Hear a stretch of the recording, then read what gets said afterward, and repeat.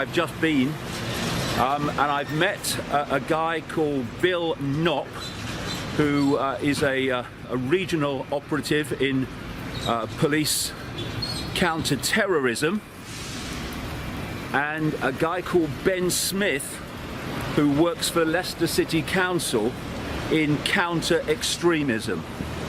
And I've just been in there to meet them, and I'm going to tell you an extraordinary and unbelievably sinister story about why that meeting took place and what has happened in relation to myself in the city I was born, here in Leicester.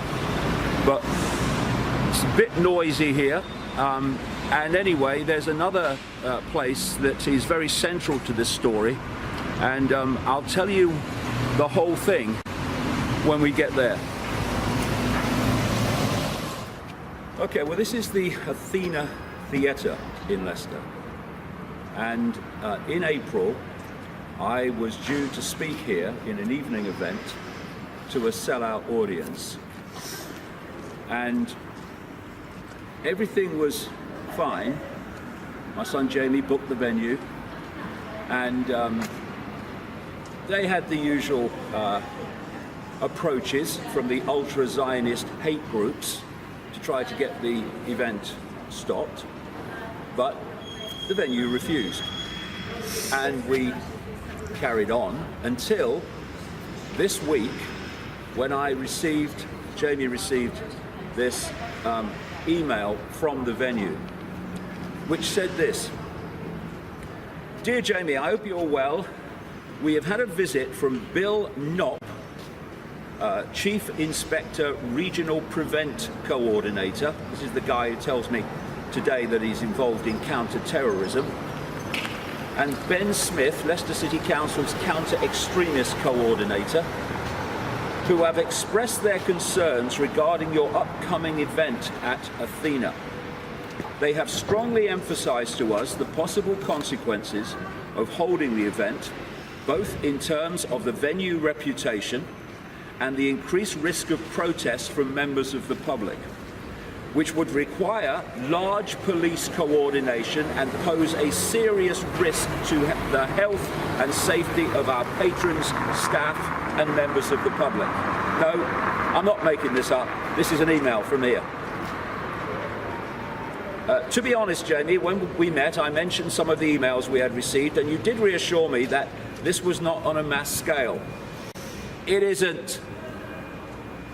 However, having spoken to the officers, who clearly scared the shit out of these people, we have been led to believe otherwise. Yes, led to believe being the emphasized words. Based on this, we regret that we have decided we can no longer continue to host the event on 20th of April 2018. Please send me your details, etc. I appreciate this may not be the outcome you anticipated. Oh, really? Oh, no, yeah. It's just what we expected. However, on this occasion, I'm unable to make an exception. She might have added, because I've just had the shit scared out of me by a counter-terrorism police officer and an anti-extremist coordinator. So, Jamie contacted the police, and a meeting was arranged at that building that I've just been at, between myself and Jamie and Bill Knopp and Ben Smith. And what happened at that meeting is not only extraordinary, it is deeply sinister and should deeply concern every person in this country, never mind Leicester alone, who believes in freedom of speech and freedom of expression, without which, of course, there is no other freedom. They're all based on that. So let me take you through the meeting. I found one of the people involved, Mr. Knopp. I found him very arrogant, just my opinion. And I found Ben Smith frankly clueless. And indeed, both provably were clueless about me and what I do. So, the first thing I asked them was, name one book of mine that either of you have ever read. Blank face, none, none. So I said, name the public events of mine that either of you have attended. Blank face, none, none. Then I said, I've been on a world speaking tour since the summer of 2016, which has included multiple events in the UK, Ireland, the United States, Canada, Australia, New Zealand, the Netherlands, Sweden, Italy, Serbia, Slovakia, Czech Republic, Estonia, Iceland, so on and so forth. So I said, name a single event where one single person has protested or sought to disrupt it. And of course, they can't, A, because they know nothing about me, and B, because the answer is none.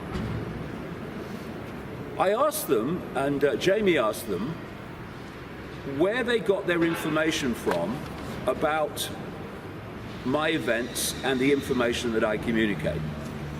And he said, Mr. Knopp said, we can't talk about our intelligence. I had to bloody laugh. It was like a B-movie version of Spooks. We can't reveal our intelligence. Well, I said to her, I'll reveal it for you.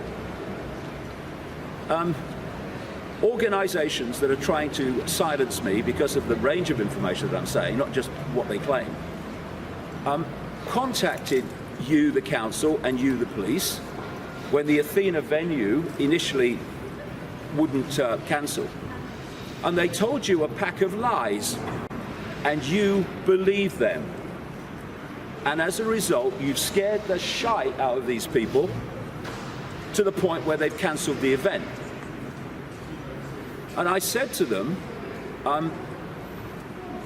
have you been contacted by the Campaign Against Anti-Semitism, the CAA, which is the main group that is trying to silence me, and many other people? They're targeting the Labour Party, for instance. And they said, or he said, Mr. Knopp, that they can't discuss intelligence. Well, do you know, that's the first time I've ever heard the Campaign Against Anti-Semitism and the word intelligence used in the same sentence. So that was a first. And that's how it went on. I asked them if they knew that the whole foundation of what I say is that we need to love each other and put aside these manufactured fault lines of race and religion and sexuality and income bracket, and come together and love each other, realize that we're all one consciousness having different experiences, and that if we don't come together, we will destroy ourselves, which we're in the process of doing. Did you know I said that that's the foundation of my talks? Blank faces. No word can be uttered. Totally silence.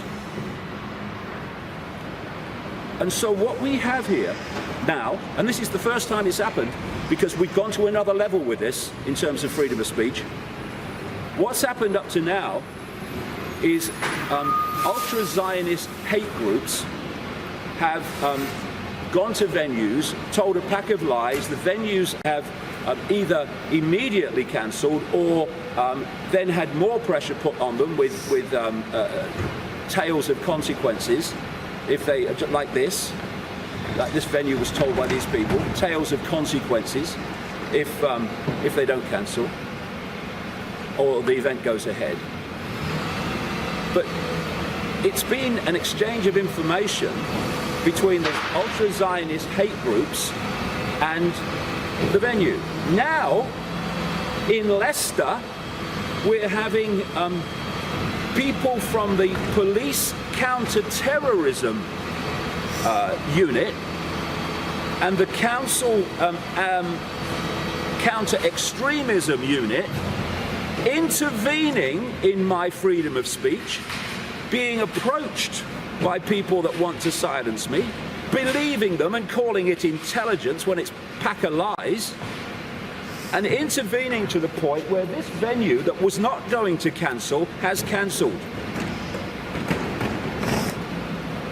It's extraordinary that the police that's supposed to protect freedom of speech and a council like Leicester City Council that's supposed to protect freedom of speech are actively involved, as I'm explaining, in deleting it. And you know the great irony? The great irony is that a film crew from California is going to do a movie of my life. It's going to start filming shortly, and it was going to film my event here, which would have been fantastic publicity for the reputation of the venue and the reputation of the city.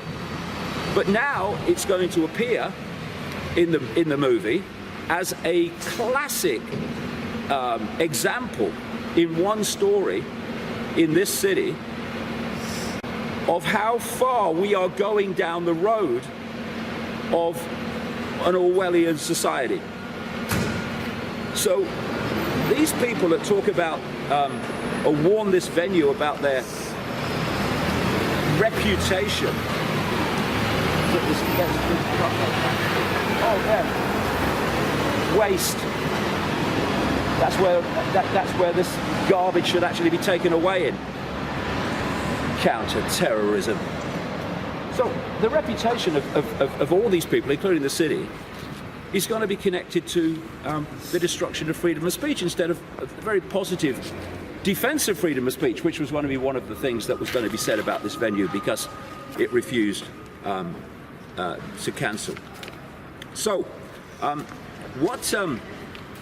what we're looking at here is a new stage in the destruction of freedom of speech in Britain. And of course, it comes at the same time that YouTube, i.e. Google, is deleting, for no reason, channel after channel after channel after channel of people all over the world who are putting out information challenging the official narrative.